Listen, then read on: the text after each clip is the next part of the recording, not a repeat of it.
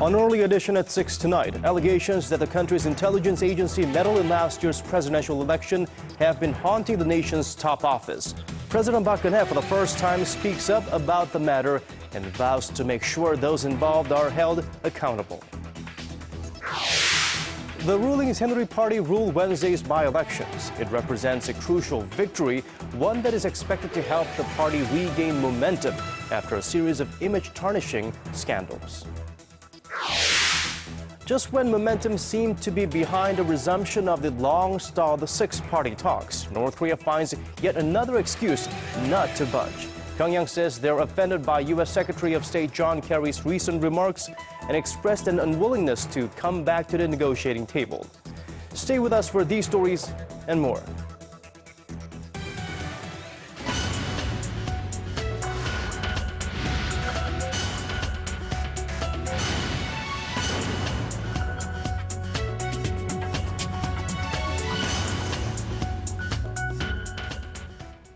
It is 5 a.m. in Washington, 10 in Vatican City, and 6 on a Thursday evening here in Seoul. Welcome to Early Edition at 6. I'm Moon Gon-young. And I'm Daniel Chen. Thank you for joining us. We start with what President Park Geun-hye had to say recently. Right, President Park Geun-hye has spoken out about the election scandal that's become a source of fierce dispute in the nation's political realm. She said she will make sure that allegations surrounding the issue are clarified to the public. And our presidential office correspondent Oh Jin-ju has the story. President Park has broken her silence. The president hadn't spoken up about the intelligence agency's alleged meddling in last year's presidential election, which has taken center stage at the National Assembly for weeks until now. During a meeting with her senior aides on Thursday, President Park vowed to clarify the allegations based on law and principle. 개인적으로 의혹을 살리를 하지 않았음에도 불구하고 선거에 국가기관이 개입했다는 의혹이 제기되고 있는데 그 의혹들에 대해서는 반드시 국민들께 정확히 밝히고 책임을 물을 것이 있다면 물을 것입니다. President Park then urged the nation's political parties to give time to the judicial branch to get to the bottom of the scandal. 그 사법부의 판단을 정치권이 미리 재단하고 정치적인 의도로 끌고 가는 것은 바람직하지 않다고 생각합니다. It was a message to both the ruling and opposition parties to focus on improving the livelihoods of the public rather than dragging on with a dispute that will eventually be settled by the courts. The Korean leader also promised to make sure that nothing like this will happen again in the future. 정부는 모든 선거에서 국가기관은 물론이고 공무원 단체나 개별 공무원이 혹시라도 정치적 중립을 위반하는 일이 없도록 엄정히 지켜나갈 것입니다. So what made President Park change her mind and finally comment on the issue? Political pundits say it was out of concern that her silence could result in additional backlash from the public and opposition parties should she leave for her tour of Europe this weekend without saying anything about the allegations. Oh Jin-ju, Arirang News. The ruling Henry Party swept to victory in by-elections on Wednesday, and that's expected to help the party regain momentum after a series of scandals, including allegations of an online smear campaign in the run-up to last year's presidential election. But with the return of Seo Chung-won, one of President Park's closest associates, the real game within the ruling party has just begun. Our Han Da-eun explains why. Seo Chung-won, the newly elected representative of the Hwasong-A district in Gyeonggi province, is one of President Park Geun-hye's closest aides and has served the president since long before she became the nation's first female leader. The six-term lawmaker was one of the president's so-called 7 advisors during her election campaign and played a major role in her victory. His election win has prompted questions about the impact he will have on the ruling party's leadership. The general consensus within the party is that Seo will put the brakes on the rise of pro-Park Geun-hye figure Kim Moo-sung, who has been touted as the sole candidate for party leader. Speculation was high that Seo was put into Wednesday's race by the presidential office, which hasn't been happy with Kim's increasing influence within the party following a series of detours from his pro-Park stance. The next party leader will likely hold the authority to choose nominees for the next general elections set for 2016, and analysts are predicting it'll be more than just a two-way race between Seo and Kim. If Gyeonggi Governor Kim Mun-soo, as well as another key pro-Pak figure Yoo Sung-min, decide to challenge the party, a fierce, multipolar competition is expected. Some political pundits also say that Seo's return could divide the party into two, the mainstream and the others. They worry that the division could work against President Park's goal of unity and could hamper the administration in carrying out major national policies. 한다은 아리랑 뉴스. One step forward, one step back. Recent events seem to suggest that the nations involved in the six-party denuclearization talks were making progress toward a resumption of the negotiations. But North Korea on Thursday threw cold water on any optimism that may have emerged, saying it would never take the first step for a restart of talks so long as the U.S. continues its hostile policies. Arirang's Foreign Affairs correspondent Hwang Sang-hee reports. It won't be North Korea making the first move to restart the six-party denuclearization talks. At least, that's what the country's foreign ministry says. Referring to a recent remark made by U.S. Secretary of State John Kerry as a serious political provocation, North Korea's foreign ministry spokesman said the comment clearly reflects Washington's hostility towards Pyongyang. He claimed that the preconditions for dialogue laid out by the United States are a cunning method of blocking the resumption of the six-party talks and avoiding responsibility. The spokesman went on to say that the North will never make the first move for opening talks unless Washington ends its hostile policies. On Sunday, Secretary Kerry said that it is hard to excuse what he called a rogue state that uses all its money for developing missiles rather than on improving the lives of its people. North Korea's comments come at a time when international efforts for resuming the multilateral dialogue seem to be gathering speed. Following a string of meetings with U.S. officials this week, Chinese nuclear envoy Wu Dawei showed confidence in bringing back all members of the six-party talks, the two Koreas, the U.S., China, Japan, and Russia, to the negotiating table. Wu is expected to meet with North Korean Vice Foreign Minister Kim Hyung-jun in Beijing and explain the details of his discussions with U.S. officials. Meanwhile, South Korean nuclear envoy Cho Tae-yong is also planning a trip to Washington as early as this weekend to meet with his U.S. counterpart Glenn Davies, which will be followed by a visit to Beijing. But officials in Seoul say the countries are still exploring various conditions for resuming talks, and that the day the six nations sit down together again is not in any way imminent. Hwang Sang-hee, Arirang News.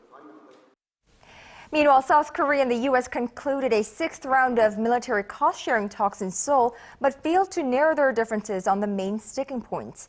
The two sides, led by Foreign Ministry Special Envoy Hwang Jun-guk and his U.S. counterpart Eric John, remained far apart on the question of how much each country should contribute to keeping U.S. troops on the peninsula and how to improve the current system for monitoring each side's spending. Seoul has put aside roughly $820 million for its share of the burden for 2014, while the U.S. is requesting at least $940 million from Seoul. The two sides will meet again in Washington for a seventh round of talks next month. The current agreement expires at the end of the year. Moving on to other stories, the Federal Reserve kept intact its large-scale campaign to stimulate the economy, saying it was awaiting more evidence of sustainable progress in the recovery. Although the Fed's decision Wednesday to hold the line on its monthly $85 billion bond buying stimulus was widely expected, the central bank's statement revived the idea on Wall Street that policymakers could still make a reduction of the bond purchases by year's end. Our Connie Lee reports. It was a decision that was widely expected. On Wednesday, the U.S. Federal Reserve announced it would maintain its stimulus bond buying program at the current level of $85 billion a month. It also decided to keep interest rates at record lows. The stimulus program has been in place for more than a year now, and the central bank has held interest rates near zero since late 2008. The Fed's Open Market Committee showed less optimism about growth in its latest report, saying the U.S. economy is still only growing at a moderate pace. And while the temporary government shutdown earlier in October was not explicitly mentioned, Fed Chairman Ben Bernanke has often argued that the policies of lawmakers in Washington are hurting economic growth. The Fed also noted that the housing market has been slowing in recent months.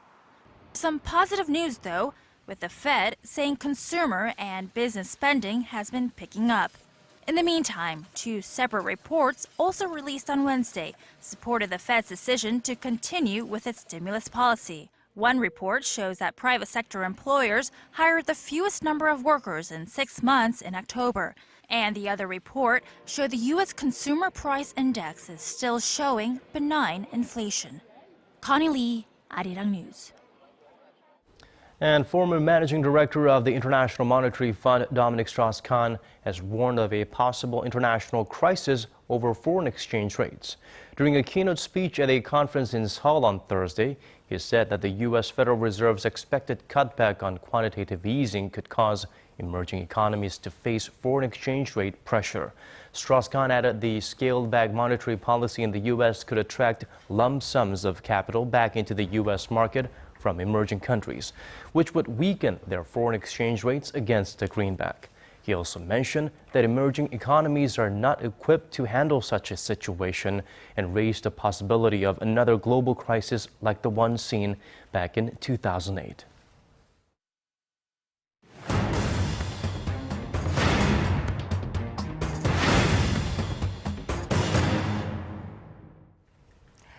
Well, more and more South Koreans, and especially women, are living to a ripe old age. The life expectancy of Korean women ranks third in the world, while Korean men are at 15th on the global scale. Our Hwang Jie has the details. A United Nations report released Wednesday shows that the life expectancy of Korean females born between 2010 and 2015 is expected to reach 85, the world's third longest. Japanese women can expect to live longer lives than any other nationality in the world at 87. The life expectancy of Korean males at birth stands at 78, the world's 15th longest, following countries such as Japan, Hong Kong, and Sweden. For both Korean men and women, life expectancy lengthened by a year from 2012. It's not all good news, though, as the country's birth rate remains among the world's lowest. The report projects the global average birth rate between 2010 and 2015 to reach 2.5 children per woman. Korea's birth rate is expected to record half that, with 1.3 children per woman. This is down 0.1 live births per woman from a year ago, making it the third lowest birth rate in the world. In addition, the proportion of the population between the ages of 10 and 19 took up a mere 13% of Korea's total population in 2010, almost 4 percentage points lower than the global average. The UN report also highlighted the high rate of teenage pregnancy in developing countries, 7.3 million every year, and called on governments to help girls attain their full potential through education and adequate health services. Hwang Jie, Arirang News. So Koreans living longer than ever in history, which is why the nation's pension system is becoming increasingly important to many. And the Park Geun-hye administration's basic pension program took center stage in heated debates during this year's parliamentary audit. In the run-up to last year's presidential election, President Park pledged that all senior citizens over the age of 65 would receive a monthly pension of nearly $190. But less than 1 year after taking office, the plan was scaled back due to budget restrictions. The basic pension bill has been included in the government's budget proposal for next year and is subject to parliamentary approval. However, the opposition parties have vowed to vote it down. Arirang News Ji Myung-gil joins us for more details on this very pressing issue. Good evening to you, Myung-gil. Good evening. So the script for the basic pension payouts has now been changed. Give us a better understanding of why that happened. Yes, Kon-young, you briefly mentioned the original plan. It called for giving a monthly basic pension of $188 to all senior citizens over the age of 65. But the new plan, which came in last month, downsizes the basic pension in accordance with an individual's subscription period to the national pension system. It's mandatory for all working Koreans to join the national pension system so they can be better off financially in post-retirement. The government plans to make basic pension payouts in different amounts according to one's ability to pay into the national pension.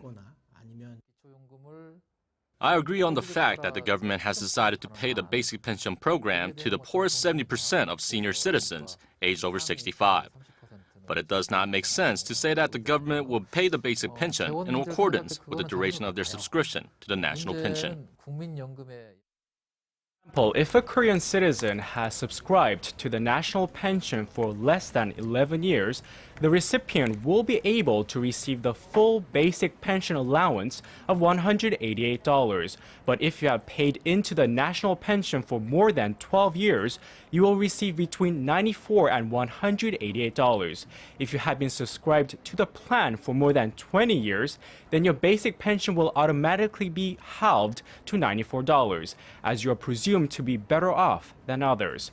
So people are less willing to pay into the national pension for more than 12 years, since their basic pension will be reduced if you extend your payment period. Okay, now Myung-gil, can you enlighten us on how much Korea spend on pension programs? Yes, Daniel, if we compare Korea's public pension spending ratio to the nation's total GDP, the national pension is 1.1%, and the basic pension for elderly citizens is a mere 0.4%. Add up the two, and it comes to just 1.5% of the nation's total GDP. The average public pension spending ratio for OECD nations is 7.8% to the total GDP. So you can see Korea spends a lot less than the other OECD nations on public pensions. But the government says it doesn't have a specific plans to increase the amount of public spending for now. All right, Myung-gil, so I suppose the question is, how do this country's senior citizens feel about the latest revision? Well, Kan-young, I spoke to a couple of elderly people, and they had differing views about the new pension plan. Let's take a look. I agree with the government's plan to provide the basic pension allowance to people who are more underprivileged, so excluding the richest 30% from the scheme is a good idea. I think the government has scaled back the basic pension program because it costs too much money. In the future, I hope the government makes promises that are more realistic and sustainable. So, Myung-gil, speaking of the new basic pension being more realistic and sustainable, there are some downsides to it. The concern is that the plan will create more of a burden for Korea's future generations. How valid are those concerns? Well, it is hard to argue that they aren't very real and valid concerns. Experts say the revised basic pension will be unfavorable to future generations because the basic pension will also be paid by taking the country's annual inflation rate into consideration. If you look into the original basic pension plan, if a worker earns 2 million won, or about $1,900 a month, then they receive a monthly basic pension of about $190, or 10% of their salary. But in the revised pension plan, the government plans to make payouts in accordance with the country's annual inflation rate. So in reality, later on, you would only receive 5 to 6% of the salary.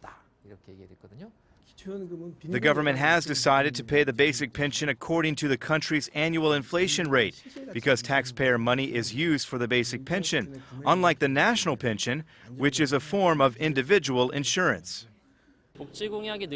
Providing the elderly with more pension programs is a good social phenomenon, but considering the fact that taxpayers' money will come from future generations, I hope the new pension programs will not be an excessive burden to younger working generations like us.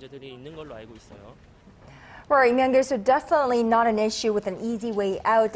With the whole controversy over the revised basic pension plan, will the government still go ahead with a downsized basic pension? Yes, Kanyang. In the meanwhile, the government plans to make the benefits commensurate with the subscription period of the National Pension Program, and it is slated to be launched next July if it is approved by the parliament. Okay, thank you for that report, Myung-gil. That was our Kim Myung-gil reporting live on Korea's controversial basic pension program.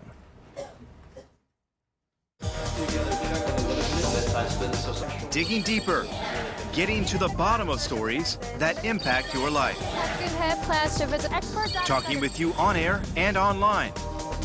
Connecting you with heroes and experts to help you understand the world's most pressing issues. News and current affairs at its best. With Moon Gun-young and Daniel Che on Early Edition at 6. And shifting gears to the economy, Korean import prices rose by... Well, on the heels of reports about NSA spying on world leaders, an Italian magazine has reported that the U.S. had been monitoring calls within the Vatican for months, particularly in the run-up to the conclave to elect a new pope. Washington has denied those claims, but that's only the latest in the ever-growing U.S. spying scandal. Our Kim Min-ji reports. The National Security Agency has moved to deny fresh claims it spied on the Vatican before the conclave. Italian magazine Panorama, which cites no source for the information, says the NSA eavesdropped on phone calls to and from the Vatican up until March, when Pope Francis was elected. In a statement Wednesday, NSA spokeswoman Vanny Vine said the NSA did not target the Vatican and that the claims were incorrect. The Vatican said that it was unaware of the fact its calls may have been monitored and added that it has no concerns about it, even if it were true. Earlier this week, NSA Director General Keith Alexander was forced to deny allegations the U.S. collected telephone and email records directly from European citizens. Alexander was referring to claims the NSA had collected data on tens of millions of phone calls in France, Spain, and elsewhere. He said NATO allies collected and shared the information with the U.S. This is not information that we collected on European citizens. It represents information that we and our NATO allies have collected in defense of our countries and in support of military operations.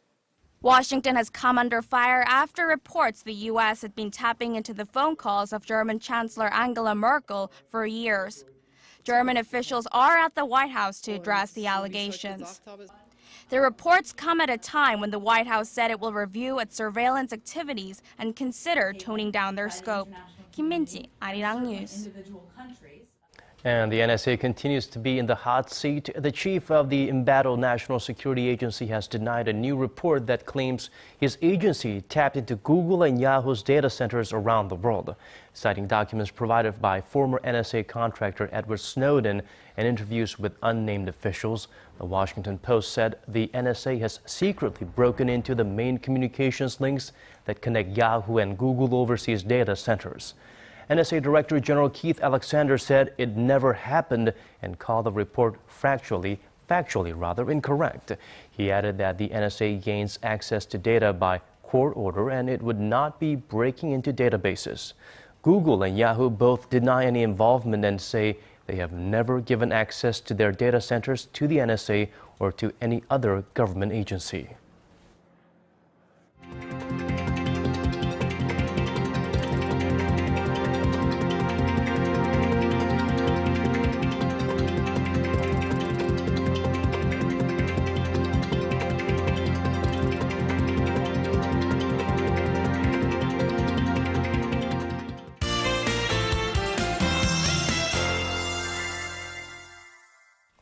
And time now to find out the weather conditions. And left for that, let's head over to our Kim Bo-kyung at the Arirang Weather Center. Hello there, Bo-kyung. It was a fairly sunny day with some slight cloud cover today in Seoul. Hello, Daniel and Kanyang. Well, it looks like this weather pattern will continue until it sprinkles in the central regions on Sunday. Well, how about Daegu? We hear Game 6 of the Korean series it got started at 6 p.m. and it really is an important game for both the Lions and Bears fans. Well, Daniel, it's currently 16 degrees in Daegu under cloudy skies, plus no rain in the forecast there, so no worries of a delay in the middle of the game.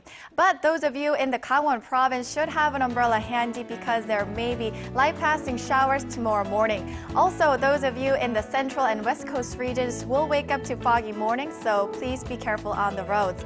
Other than that, tomorrow is shaping up to be a sunny day here in Korea with the average daytime high around the nation reaching 22 degrees. Now, taking a closer look at tomorrow's forecast, Seoul's morning low drops to 7 degrees before reaching 20 in the afternoon. Meanwhile, cities down south will hit the low 20s. Moving on to other regions, Daejeon and Jeju should make it to 20 degrees, all the while Dokdo and Mount Kumgang will top out at 17 and 8 degrees respectively.